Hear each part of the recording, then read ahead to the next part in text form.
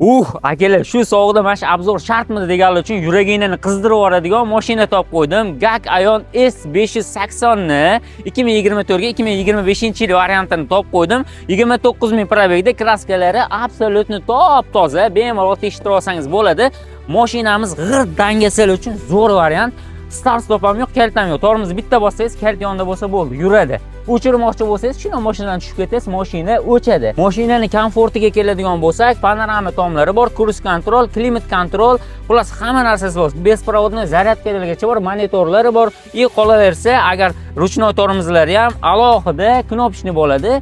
Mashinamizni komfortiga keladigan bo'lsa, K5 bilan bemalol tepishadi, faqat farqi bu elektrda 55 ming so'mlik tok bilan qish kunida aka aytibdilar 360 km yurib beradi, javob deyaptilar. Bemalol tekshirib olsangiz bo'ladi.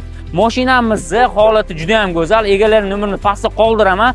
Bemalol telefon qilib bosib olsangiz bo'ladi. Narxiga keladigan bo'lsak, 21 mingga olganman, 20 mingga qo'yib ber dedilar. Yo'q dedim, 19 ming ham qo'ymayman deb 17 ming 900 ga qo'yib yubordim. Bemalol bog'lanib telefon qilsangiz bo'ladi, nomerlarini qoldiryapman.